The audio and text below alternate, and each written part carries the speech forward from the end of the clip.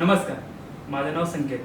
तुम्हाला काय वाटतं फोटोग्राफी इंडस्ट्रीमध्ये करिअर ऑपॉर्च्युनिटी आहेत की नाही? तर बघते की मार्केटमध्ये इंडस्ट्री एवढी मोठी होते की एवढीच राहिली आहे. आणि परत असेच बरेच जणांचे क्वेश्चन असतात की या इंडस्ट्रीमध्ये करिअर आहे की नाही, की नुसताच असेच कॅमेरे घेऊन फिरतायत. तर आजचे हे पॉडकास्ट आणि आम्ही ह्याच्यावर चर्चा करणार आहे की या इंडस्ट्रीमध्ये ऑपॉर्च्युनिटी आहेत, करिअर आहेत, परत स्किलपासून पॅशन पासून प्रोफेशन कसं बनत चाललं आणि बनवायचं कसं. मी आहे Sanket Wadgave, founder of the photography legacy. आणि आजचे गेस्ट आहेत सागर घोंगडे. हे पॉप्युलर सांगलीतले आणि चांदी चौकातले एक फोटोग्राफर आहेत. आणि ते बरेच वर्षापासून त्यांचा बरेच एक्सपिरियन्स, 15 वर्षापासून त्यांनी स्टार्ट केलेली जर्नी आजपर्यंत इथेपर्यंत आहेत. एक्सपर्ट फोटोग्राफर आता सध्या आहेत. त्यांचं लाइटिंगमध्ये भरपूर नॉलेज आहे आणि त्यांचं आज आपण पॉडकास्ट घेणार आहे. नमस्कार सर. या पॉडकास्टमध्ये तुम्ही आल्यानंतर किंवा मी तुम्हाला अप्रोच केल्यानंतर तुमची काय होती रिएक्शन म्हणजे फोटोग्राफीला तसं पहिलीच ही वेळ असेल की बाबा आपल्या भागातल्या काही फोटोग्राफरांची ब्रॉडकास्ट घ्यावी किंवा नेटवर त्यांच्या मुलाखती घ्याव्यात आणि मुलाखती घेतल्या जाऊन त्या प्रसारित व्हाव्यात. तो तुमचा चांगला स्तुत्य उपक्रम आहे, छान वाटला. आणि त्या निमित्तानं फोटोग्राफरांशी बोलता यावं, मोकळा संवाद करता यावा असं वाटलं, छान वाटलं. त्यामुळे तुम्ही ती करता या तुमच्या या नवीन संकल्पनेला खरं चांगला प्रतिसाद मिळाला पाहिजे. जुन्या फोटोग्राफरकडून नव्या पिढीनं काहीतरी शिकलं पाहिजे असं मला वाटतं. आपल्या पॉडकास्टचं किंवा आपल्या फोटोग्राफी लेगेसीचं हेच पर्पज असणार आहे की पॅशन पासून प्रोफेशन कसं बनायचं. आणि याच्यावर आपण चर्चा करणार आहोत बिझनेस रिलेटेड. आणि परत त्या कुठल्या इंडस्ट्रीमध्ये आपण ऑपॉर्च्युनिटी आहेत आणि क्रिएट केले पाहिजे आपण स्वतःहून, या रिलेटेड आपण चर्चा करणार आहे. आणि आजचा आमची जर्नी तुम्ही कधीपासून इंडस्ट्रीमध्ये आहे? तसं बघायला गेलं तर घोंगडे फोटो स्टुडिओ ही फर्म जवळजवळ आता 91 वर्षाची झाली. 1935 साली माझे आजोबा कैलासवासी लक्ष्मण सिद्धराम घोंगडे यांनी या व्यवसायाची मुहूर्तमेढ रोवली. त्यानंतर माझे वडील सुभाष लक्ष्मण घोंगडे यांनी या व्यवसायात लक्ष घातलं होतं. नंतर मी, परत माझा मुलगा, माझा भाऊ, असे आम्ही सगळे कुटुंब यामध्ये सहभागी झालेलो आहे. जवळजवळ 90 वर्ष आम्ही या क्षेत्रामध्ये कार्यरत आहे. तसं बघायला गेलं तर माझं लहानपणापासून बॉर्न मी या फोटोग्राफीमध्ये आहे असं म्हटलं तर वावगं ठरू. मी एकमेव फोटोग्राफर आता भाग्यवान समजतो की जुना जो प्लेट कॅमेरा होता, प्लेट कॅमेऱ्यापासून ब्लॅक अँड व्हाईटच्या 120 कॅमेऱ्यापासून ते आत्ताच्या 35 कॅमेऱ्यापासून ते आत्ताच्या डिजिटल कॅमेऱ्यापर्यंतची जर्नी माझी झाली. त्यामुळे जर असं म्हणायला गेलं तर या सगळ्या पिढीचा साक्षीदार मी आहे. सगळ्या ब्लॅक अँड व्हाईट फोटोग्राफी पासून ते कलर फोटोग्राफी पासून त्या आत्ताच्या डिजिटल फोटोग्राफी पर्यंतचा मिररलेसचा प्रवास सगळा आता माझा या सगळ्या कॅमेऱ्यांचा झालेला आहे. त्यामुळे त्या क्षेत्रातला प्रचंड अनुभव आहे. आणि गेली 90-91 वर्ष आमच्या 3 पिढ्या या व्यवसायात असल्यामुळे या व्यवसायातली तशी चांगली कल्पना आहे. एक आमच्या सांगली आणि सांगली परिसरामध्ये घोंगडे फोटो स्टुडिओ ब्रँड आहे, ज्याच्यामध्ये तुम्हाला असं म्हटलं जातं की परिवाराशी तुम्ही जोडले गेला असला पाहिजे. अशा असंख्य परिवारांशी आम्ही जोडले गेलो. माझ्या आजोबांनी ज्या घरात लग्न केली तिथं त्यांच्या मुलांची लग्न माझ्या वडिलांनी केली, त्यांच्या मुलांची लग्न मी केली. म्हणजे असं पिढ्या आम्ही त्या एका परिवाराशी जोडलं गेलेलो आहोत. खरंच एक चांगला तुमचा अनुभव आहे. आणि एक चांगली एक गोष्ट आहे की तुम्ही पिढी वारसा जपत गेला आणि आता तुम्ही वारसा चालवताय. पण तुम्ही आता या इंडस्ट्रीमध्ये आता जास्त करून कोणत्या फोटोग्राफरशी कनेक्ट आहे, म्हणजे वेडिंग, फॅशन? कसं आहे, इंडस्ट्री तशी वेळोवेळी बदलत गेलेली आहे. सुरुवातीला ब्लॅक अँड व्हाईट फोटोग्राफी होती. ब्लॅक अँड व्हाईट फोटोग्राफीमध्ये चॅलेंजिंग होतं. चॅलेंजिंगमध्ये कसं आहे, फोटो काढल्यानंतर 12 फोटोचा रोल असायचा किंवा प्लेट कॅमेऱ्यामध्ये फक्त एकच फोटो व्यवस्थित एकाच वेळेला क्लिक केला जायचा, तीच फिल्म असायची. आता तुमच्या नवीन पिढीला माहीत पण नसेल, त्यावेळेला जी फ्लॅश यायची ती ट्यूब, एक इतकी ट्यूब असायची. म्हणजे आता जसं तुम्ही दिवाळीला वगैरे फटाके उडवता तशा पद्धतीची ती ट्यूब असायची. ती ट्यूब ऑन केली जायची, त्यात वायू सोडून ती ऑन केली की त्या पिक्चर पुरती क्लिक व्हायची आणि ती परत फुटून संपायचा विषय त्याचा. अशा पद्धतीने तो लाईट उपलब्ध केला जायचा. म्हणजे लाइटिंगची सुरुवात, फोटोग्राफीला लाईट हवा असतो, याची सुरुवात त्या अशा घटनांच्या पासून झालेली आहे. मग हळूहळू नंतर फ्लॅश वाढत गेले. फ्लॅश नंतर मग परत ब्लॅक अँड व्हाईट फोटोग्राफीमध्ये बऱ्याच लाइटिंग मध्ये बदल होत गेले. बरेचसे लाईट्स आले. पूर्वी फ्लोरोसंट लाईट्स असायचे. आता आपण जे पोट्रा लाईट वगैरे आपण लग्नामध्ये म्हणतो तशा टाईपच्या स्टुडिओमध्ये लाईट्स असायचे. गोल हांडी असायची, त्याच्यामध्ये बल्ब असायचे 100 वॅटचे वगैरे, आणि त्याच्यामध्ये ती फोटोग्राफी ब्लॅक अँड व्हाईट व्हायची. नंतर फ्लॅश असेल, फ्लॅश मधून आउटडोर फोटोग्राफी लग्नामध्ये ते बॅटरीचा फ्लॅश असायचा, बिन्नी कंपनीचा फ्लॅश असायचा, त्याला बॅटरी ऍसिडची बॅटरी असायची साईडला.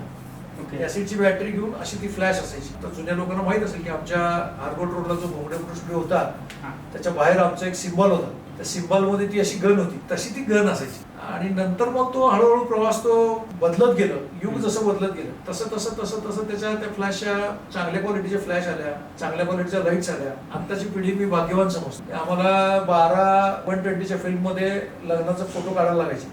त्यामुळे अॅक्युरेसी जी होती, लाइटिंगचे असू दे, फ्रेमिंगचे असू दे, किंवा तो अंडर किंवा ओव्हर न व्हावा त्याच्यासाठी जे भान ठेवावं लागायचं ते नॉलेज आणि ते प्रत्येक शॉटला ते डोक्यात ठेवून वापरायला लागायचं. त्यामुळे तो तेवढ्या 12मध्ये तो परफेक्टच आला पाहिजे असं असायचं. नंतर 36 फोटोचा रोल आला. 36 फोटोच्या रोलला सुद्धा तीच कंडिशन होती की सगळं अवेलेबल असताना सुद्धा तुम्हाला त्याच्यामध्ये सगळं अॅक्युरेसी तुम्हाला खरोखर लागायची त्यावेळेला. म्हणजे तुम्हाला डायफ्रॅम काय आहे, तुम्हाला स्पीड काय आहे, तिथं फंक्शन चालू असेल तर त्याचे काय वापर केला पाहिजे याचं नॉलेज तुम्हाला घ्यायला लागायचं. आणि मगच तो रोल तुमचा, नाहीतर मग अंडर यायचा किंवा ओव्हर यायचा असं वगैरे व्हायचं. आताची पिढी भाग्यवान आहे. आम्हाला रोल धुतल्यानंतर कळायचं की बाबा आमचा अंडर आलाय, ओव्हर आलाय. आज काय पिढी क्लिक करते समोर बघते अंडर आहे, ओव्हर आहे काय ते समोर समोर दिसतं. ते इतका हा प्रवास प्रचंड वेगानं बदलत गेलेला आहे 50-100 वर्षावर. पण चांगली गोष्ट आहे की ही पिढी भाग्यवान आहे. आता नुसार हे पॅशन तर तयार झालेच, पण याला प्रोफेशनल कसा बनवायचा आता हीच फक्त प्रोसेस राहिली. पॅशन म्हणून फोटोग्राफी करणं हा पार्ट वेगळा आहे आणि व्यवसाय म्हणून फोटोग्राफी करणं हा पार्ट वेगळा आहे. पॅशन म्हणून आता काय झालं की पूर्वी फायनान्स अवेलेबल असायचं नाही, त्यामुळे बँकांच्याकडनं कर्ज घेणं सुलभ नव्हतं. हल्ली सगळं सुलभ झालं. बरोबर.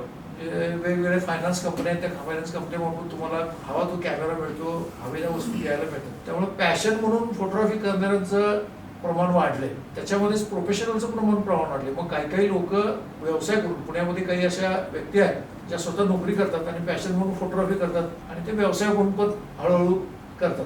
माझं या लोकांना एकच सांगणं आहे की एक तर तुम्ही इंडस्ट्रीमध्ये एक पॅशन म्हणून या आणि मग स्वतःचं करिअर करा. त्याच्यासाठीचं जे जे लागतं, हल्ली एक फॅड नवीन सुरू झालं की 2 वर्षात कॅमेरा चेंज करायचा. मुळात काय आहे की मुळात आता नवीन पिढीला हेच कळत नाही की कॅमेरा मागं काय करत नसतो, ती पुढची जी लेन्स आहे, जसा माणूस आहे, माणूस त्याचे दोन्ही डोळे जर चांगले असतील बरोबर तो माणूस चांगलं बघू शकतो. बरोबर. तसंच लेन्स आहे. आता होते काय की चांगल्या कंपनीचा 2-2.5 लाख रुपयाचा 3 लाख रुपयाची बॉडी नवीन मुलं विकत घेतात आणि लेन्स मध्ये कॉम्प्रोमाइज करतात. लेन्स पण दुसऱ्या कुठल्या तरी कंपनीची 35ची सिग्मा घे, बॉडी असती सोनीची किंवा बॉडी असती कॅननची, आणि मग लेन्स मग सिग्माची घे, वेविटारची घे, असं असंख्य अन्य कंपन्या. तर तसं करून उपयोगाचं नाही. कारण ह्या ब्रँडेड ज्या कंपन्या आहेत यांचं काहीतरी वर्ल्ड वाईड यांच्या प्रयोगशाळा आहेत. यांच्या प्रयोगशाळेमध्ये संबंधित लेन्स अॅक्युरेसी चेक होत असते, त्याचे लेयर्स कसे कसे आहेत ते चेक होत असतात आणि मग ते बाजारामध्ये उतरत असतात. त्यामुळं ओरिजिनल त्या कॅमेऱ्याला त्या कॅमेऱ्याची जर लेन्स असली, लेन्स थोड्या ह्या ओरिजिनल महाग असतात बरोबर, त्याच बसवल्या तर त्याचा रिझल्ट चांगला येतो आणि त्याच्यातून चांगली पिक्चर निर्मिती होऊ शकते. बरोबर. क्वालिटी चांगली होऊ शकते. त्यामध्ये सुद्धा कंपन्या आहेत, लेन्सेस तयार करणाऱ्या वेगळ्या कंपन्या आहेत, पण त्या ज्या आहेत त्या प्रचंड कॉस्टली आहेत. म्हणजे जर समजा माझा सोनीचा कॅमेरा आहे आणि मला जर समजा चांगली लेन्स कुठली घ्यायची असेल तर खूप कॉस्टली असे लेन्स पण आहेत. जाईसचे वगैरे लेन्स आहेत. जाईस म्हणून तुम्ही कंपनी ऐकली असेल नवीन, जाईस प्रचंड कॉस्टली त्या लेन्सेस आहेत. त्या 8 मधले जर लेन्सेस तुम्ही घ्यायला गेला तर सिग्मा मध्ये 8च्या लेन्सेस आहेत त्या महाग आहेत. सोनी मधल्या पण 8 लेन्सेस आहेत त्या महाग आहेत. अशा लेन्सेस जर तुम्ही घेतल्या तर ते निश्चितपणे त्याची क्वालिटी चांगली घेऊ शकते. कारण सगळ्या लेन्सवरचा खेळ आहे. तुम्हाला माहित असेल तर पुन्हा एकदा सगळ्यांना, प्रेक्षकांना पण आणि सगळ्यांना आठवण करून म्हणून सांगतो मी, व्ही शांतारामने जेव्हा पहिलं पिक्चर केलं तेव्हा त्यांनी तो कॅमेरा इथे तयार केला होता, म्हणजे कोल्हापूरमध्ये केला तेव्हा. त्याची लेन्स जर्मनीवरून आणली. कॅमेरा इंडियन तयार केला पण त्याची लेन्स जर्मनीची होती. त्यामुळे माझं सगळ्या नवीन पिढीतल्या मुलांना सांगणं आहे की तुम्ही पहिला लेन्सवर जास्त फोकस करा. बॉडी एक वेळ कमी कमती असली तरी चालू शकते, पण सगळा खेळ हा लेन्सवरचा आहे. बरोबर. मग तेच आजच्या पिढीसाठी बॉडी आणि इक्विपमेंट साठी तेवढंच महत्वाचं आहे की स्किल पण. स्किल आहे वेगवेगळ्या आता आपल्याला संधी पण उपलब्ध झाली. असं नाही की बाबा फक्त फोटोग्राफी मध्ये फक्त मी वेडिंगच करणार, फक्त मी फॅशन फोटोग्राफीच करणार, फक्त मी इंडस्ट्रीज करणार, असं नाही आहे. खूप साऱ्या संधी आता या डिजिटल युगामध्ये निर्माण झालेल्या आहेत. आता तुम्ही जो ब्रॉडकास्टचा विषय घेताय, अशा सुद्धा प्रचंड संधी आहेत. ब्रॉडकास्ट विषयामध्ये वेगवेगळ्या क्षेत्रातल्या लोकांच्या मुलाखती घेणे आणि त्या प्रसारित करणे हा सुद्धा यातला बिझनेस होऊ शकतो. त्याचबरोबर फॅशन फोटोग्राफी जी आहे, ग्लॅमरस फोटोग्राफी ज्याला म्हणतो आपण, ज्यातून आम्ही खरं शिकत आलो. माझ्या मागं माझ्या वडिलांचा आजोबांचा जरी वारसा असला तरी मी 90 साली ज्या वेळेला हे क्षेत्र चेंज होत होतं, म्हणजे ब्लॅक अँड व्हाईट कडून कलरकडे ज्या वेळेला वळत होतो, त्यावेळेला मी माझे गुरु गिरीश मिस्त्री, आता ते हयात नाही आहेत, त्यांच्याकडे मी मुंबईत दीड महिना त्यांच्याकडे राहिलो होतो, त्यांच्याकडे ट्रेनिंग घेतली. त्यावेळेला ते प्रचंड मोठ्या प्रमाणात भारतातले सगळ्यात टॉपचे फोटोग्राफर आणि सगळ्या सिने इंडस्ट्रीचं काम त्यांच्याकडे असेल. हा सुद्धा त्यांची मोठी कंपनी आहे, त्यांची रिसर्च ती चालवती, जाहिरात क्षेत्रामध्ये त्यांचं मोठं काम आहे. त्यांच्याकडून ज्यावेळेला भरपूर त्यावेळेला शिकायला मिळालं. म्हणजे त्यावेळेला फिल्मवर जरी फोटो काढतो आम्ही असलो तरी त्या फिल्ममध्ये आम्ही वेगवेगळ्या व्हरायटी दाखवायचो. म्हणजे आता फोटोग्राफर डिजिटलमध्ये वेगवेगळ्या गोष्टी करतात, म्हणजे मागं ते क्रॅकर सोडवतात, हे करतात, लाईव्ह तुम्ही बघता, बरोबर, पण एका क्लिकवर ते मागं क्रॅकर सोडवायचे आणि तो येणारा इफेक्ट साधायचा. ही सगळी किमया, ह्या सगळ्या ट्रिक्स आम्ही त्यावेळेला शिकलो होतो. आम्ही त्या ट्यूबलाईटला वेगवेगळ्या प्रकारचे रिबिन्स बांधायचो आणि ब्लॉगवर शूट करायचो, बल्बवर, आणि मागं ते फिरवून मग परत फ्लॅश टाकून संबंधित त्याचा पुढे फोटो घ्यायचो. म्हणजे मागं तो इफेक्ट तशा त्या क्रॅकर सारखा यायचा आणि पुढे मग तो फोटो व्हायचा. असे वेगवेगळे त्यावेळेला चॅलेंजिंग होतं. आता ते सगळ्या ह्या इक्विपमेंटमुळे सोपं आहे, त्यामुळे वेगवेगळ्या क्षेत्रात तुम्हाला करिअर करायची संधी आहे. आज तुम्ही इंडस्ट्री जर करणार असाल तर इंडस्ट्रीमध्ये सुद्धा वेगवेगळी संधी आहे. प्रचंड मोठ्या आज इंडस्ट्री, आज मेक इन इंडिया सुरू आहे. मेक इन इंडियामुळे वेगवेगळे छोटे छोटे व्यावसायिक तयार झाले. त्या छोट्या छोट्या व्यावसायिकांना प्रचंड प्रमाणात तुम्हाला त्यांची फोटोग्राफी करणे, त्याचे ब्लॉग्स तयार करणे, हा सुद्धा इंडस्ट्रियल फोटोग्राफी करू शकतो. तर त्यामध्ये सुद्धा लोकांचा चांगला कल असू शकतो, पण त्याचं नॉलेज त्या मुलांनी घ्यायला पाहिजे. केवळ काय झालंय की केवळ फोटोग्राफी क्षेत्रामध्ये नवीन येणाऱ्या मुलांचं फक्त पॅशन असं झालंय की मी फक्त वेडिंग करतो आणि वेडिंगमध्येच माझं नाव व्हायला पाहिजे वगैरे असं. म्हणजे एका दुसऱ्या मुलाला जर चांगलं करिअरमध्ये त्यात चान्स मिळाला तर बाकी सगळे वेड्यासारखी त्याच्या मागे धावायला लागतात. बरोबर. तर माझं सगळ्यांना असं सांगणं आहे की आपण जर यायचं असेल याच्यामध्ये तर थोडा धीर धरायला पण शिकेल, पेशन्स पाहिजे. आज आम्ही यशस्वी आमची जी कारकीर्द आहे, मी गेले 35 वर्ष या इंडस्ट्रीमध्ये आहे. 35 वर्षानंतर आम्ही आज हे एवढे चांगले दिवस बघतोय. कारण पूर्वीचा जर कालखंड बघितला तर जास्तीत जास्त 90च्या दशकामध्ये, 2000च्या दशकामध्ये साधारणपणे एखाद्या फॅमिलीचं फोटोग्राफीचं बिल 4-5 हजारच्या वर व्हायचं नाही. अल्बम व्हिडिओ सहित अगदी मोठी पार्टी, अगदी मोठं लग्न असेल तर 8 ते 10 हजार रुपयाच्या वर बिल व्हायचं. आज हल्ली ते बजेट जवळजवळ 1 लाख, 1.5 लाख, 2 लाखच्या आसपास गेले. बरोबर. मग हा पेशन्स ठेवायला पाहिजे. तुमचं ज्या वेळेला नाव घेईल त्यावेळेला तुम्हाला पैसे मिळत असतात. ते नाव होण्यासाठी आपण काय करायला पाहिजे, तेवढे पेशन्स ठेवून आपण काम करायला पाहिजे, तेवढी आपली जाहिरात झाली पाहिजे, तेवढ्या फॅमिलीशी आपला कनेक्ट आहे का, नेटवर्क आपला आहे का, या गोष्टीकडं ध्यान देत नाही. त्यामुळे थोडेसे नवीन पोरांचा येतात, हौसेने याच्यामध्ये येतात, फायनान्स कंपन्याकडून कॅमेरे मिळतात म्हणून घेतात आणि 6 महिन्यात 8 महिन्यात निराश यायला. तर सगळ्यांना माझं म्हणणं असं आहे की निराश होऊ नका, पेशन्स दाखवा, थोडी वर्षे काम करा, चांगलं काम करा. चांगलं काम करून आपलं नाव केलं की निश्चित यश तुमच्या मागे धावते. बरोबर. आमिर खानच्या त्या पिक्चर मधला 3 इडियट्स मधला जो डायलॉग आहे, सक्सेस तुम्हारे पीछे भागती आहे, तो असा खरोखर या इंडस्ट्रीमध्ये मुलांनी घेण्यासारखं आहे. आपल्याला यश येतं, पण ठराविक काळानंतर लगेच येत नसतं. त्याच्यासाठी प्रयत्न करायला जे यशस्वी झाले त्याच्यामुळे त्यांचे प्रचंड कष्ट आहे, ते पण ह्या मुलांनी आता बघितलं पाहिजे. मुळात काय की फोटोग्राफी नुसतं कॅमेरा घेतला, मी गेलो डिजिटल मध्ये, काय आता नवीन मध्ये सांगायला तुम्हाला आश्चर्य वाटेल आम्हाला की 36 फोटोच्या एका रोल मध्ये आम्ही 200 फोटो काढायचो, 2-5 रोलचं काम करायचो, पण त्यातलं एक हे अंडर ओव्हर आमचा यायचा. एवढे परफेक्ट फोटोग्राफी असायची आमची. पण हल्ली काय झालंय की डिजिटल असल्यामुळं 800, 1000, 2000, 5000 फोटो काढतात मुलं. पण ते स्किल नाही आहे ना.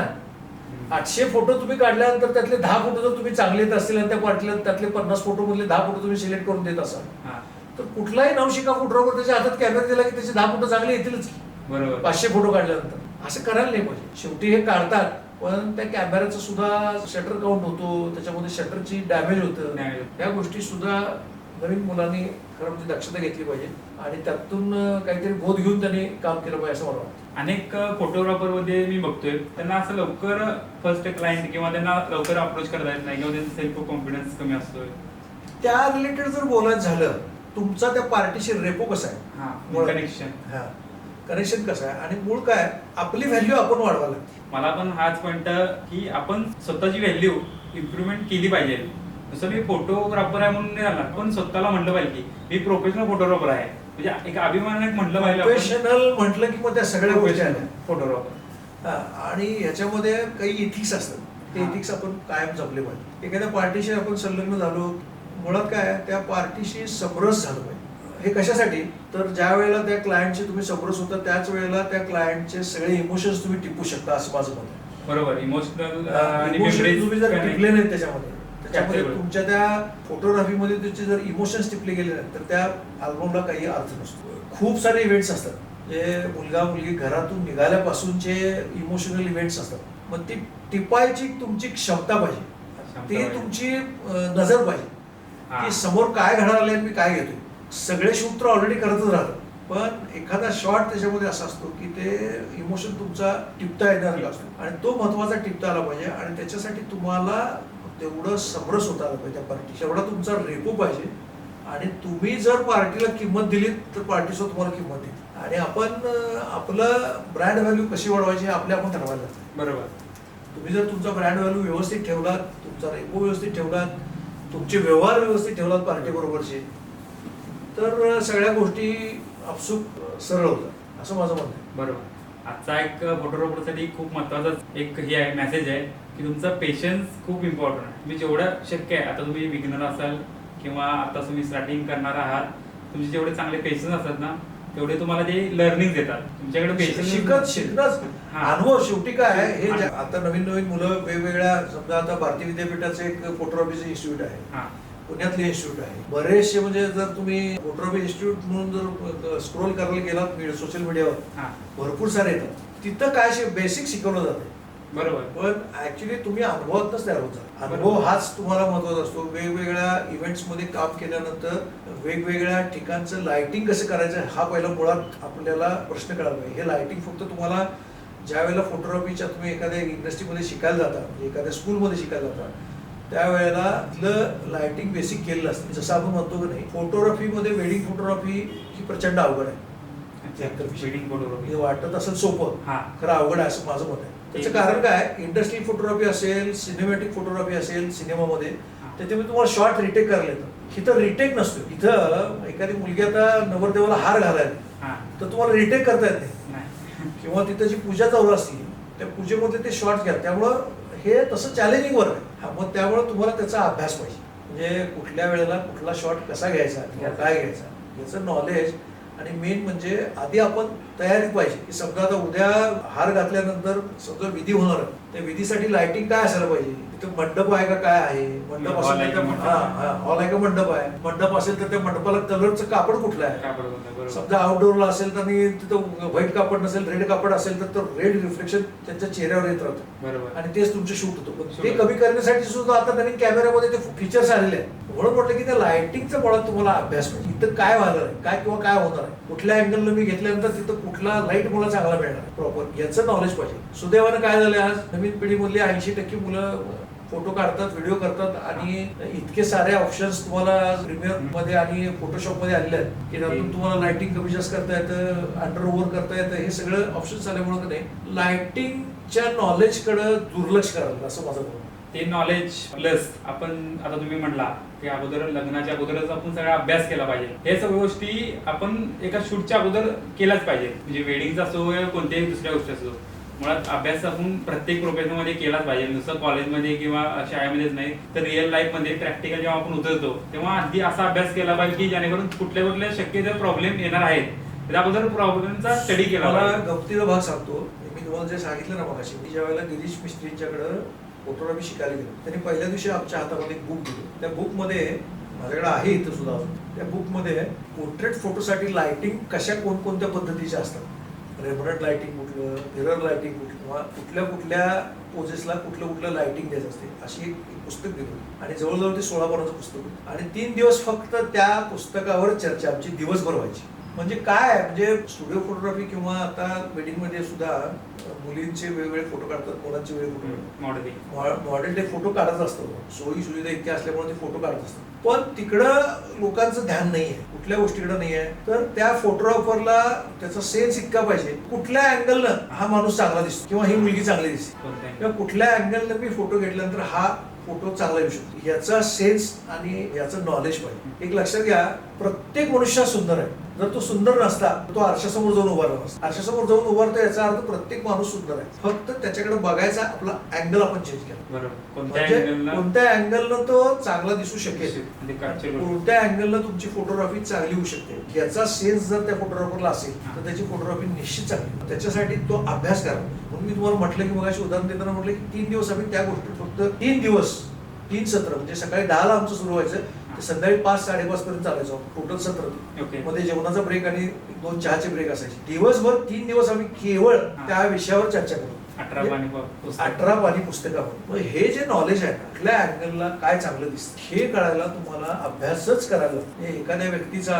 कुठल्या अँगलला मी फोटो घेतला तर तो चांगला येऊ शकतो हे बघायला तुमचं नॉलेज महत्वाचं पाहिजे. त्या कस्टमरला काही माहिती नसतं. हे फोटोग्राफरला कळलं पाहिजे की समोरची बसलेली व्यक्ती आहे त्याचं मी शूट करतोय, कुठल्या अँगलनं मी शूट केल्यानंतर तो जास्त चांगला दिसू शकतो. याचा सेन्स याचं नॉलेज समोर फोटोग्राफी करणाऱ्या मुलाला पाहिजे, तरच तुमची फोटोग्राफी चांगली होती, तरच तुमचं नाव होतं. नाहीतर असं की फोटोग्राफर आज आहे मग ते ठराविक लोकांच्याकडे का जातात, त्यांना प्रॉपर चांगलं नॉलेज आहे आणि चांगलं काम तुम्हाला म्हणून जातात ना. आपल्या फोटोग्राफरला मग कोणतं ते बुकचं नाव सांगा, ते पण पुस्तक वाचतील. नाही तसं त्यांच्या तसं नाव म्हणजे त्यांनी ते स्वतः तयार केलेली होती. अच्छा, हँडमेड. त्यांनी हँडमेड केलेलं होतं पुस्तक, ते दिलेलं आहे. माझं काय नाही, माझ्याकडे आमच्याकडे घोंगडे फॅमिलीची पहिल्यापासून खासियत आहे. आम्ही कधीही नॉलेज फक्त आमच्यापुरतं ठेवलेलं नाही, आम्ही नॉलेज वाटलेलं आहे. माझे आजोबा ज्या वेळेला ब्लॅक अँड फोटोग्राफीमध्ये डेव्हलपिंग प्रिंटिंग करायचे त्यावेळेला सांगली जिल्ह्यामधल्या, सातारा जिल्ह्यामधल्या, बेळगाव जिल्ह्यामधल्या असंख्य फोटोग्राफर त्यांनी तयार केले. ते सगळे फोटोग्राफी इंडस्ट्रीज होती आमची. म्हणजे आमच्याकडे फोटोग्राफर फोटो काढून डेव्हलप प्रिंटिंग करून घ्यायला यायची. त्यामुळे आम्ही नॉलेज आमच्यापुरतं काय ठेवलेलं नाही, आम्ही नॉलेज नेहमी वाटत आलो. आणि शेवटी असं आहे की विद्या तुम्ही जर दिलीत तर ती तुमच्याकडे उलटी जास्त येते. बरोबर. आमचं असं म्हणणं आहे कधी माझ्याकडे यावं, माझ्याकडे ती बुकलेट आहे फोटोग्राफरने झेरॉक्स काढून द्या, पण ते काय आहे की त्याचा अभ्यास केला पाहिजे. फुकट नॉलेज दिलं. माझ्याकडे भरपूर प्रमाणात पुस्तकं पण आहे. सांगतो की ज्या वेळेला 90-95च्या दशकामध्ये मोठे फोटोग्राफर, त्यांचं नाव मी आता विसरलो, केवळ फक्त ते सिने स्टारचीच फोटोग्राफी करायची. वेगवेगळे गौतम राजाध्यक्ष म्हणून एक फोटोग्राफर, त्यांचं बुक आता स्वतः माझ्याकडे. मी 1990 साली त्यांनी ज्यावेळेला पहिलं प्रकाशित केलं, एकदाच प्रकाशित झालं, परत प्रकाशित झालेलं नाही, ते आता मिळत नाही पुस्तक. त्यावेळेला 3,500 रुपये किंमत होती त्याची 1990 साली. त्यावेळेला मी ते पुस्तक, त्यावेळेला त्याचा आम्ही अभ्यास केला. तशा टाईपचे फोटो काढायचा प्रयत्न आम्ही इथं स्टुडिओत फिल्मवर केला. काय आहे की वेगवेगळे बुकलेट्स येतात, फोटोग्राफर अन्य गोष्टीवर पैसे जास्त खर्च करतात. नॉलेज मिळवण्यासाठी आपण किती पैसे खर्च करतो इकडे पण लक्ष दिलं पाहिजे. बरोबर. चांगले चांगले बुक्स येतात, चांगल्या चांगल्या फोटोग्राफीचे जे एक्सपो होतात, त्या एक्सपो मध्ये चांगले बुकलेट्स असतात चांगल्या चांगल्या व्यक्तींची, ते बघायचा किंवा ते वाचायचा प्रयत्न करतात. माझं या सगळ्यांना आव्हान आहे की तुम्ही तुमचं नॉलेज जर वाढवायचं असेल तर असे बुक्स वाचले पाहिजेत. वेगवेगळ्या ज्या सब्जेक्शन्स निघतात कॅमेऱ्यावरच्या किंवा याला तुम्ही सबस्क्राईब करून ठेवलं पाहिजे, ते बघितलं गेलं पाहिजे. चांगल्या फोटोग्राफरांची चांगली कामं बघितली गेली पाहिजे. गौतम राजाध्यक्ष स्टारडमचे जे फोटोज काढायचे, खूप सुंदर फोटोग्राफी करायची, ते होते. त्याच्यानंतर दयाराम चावला मिस्त्रीची काही पुस्तकं आहेत.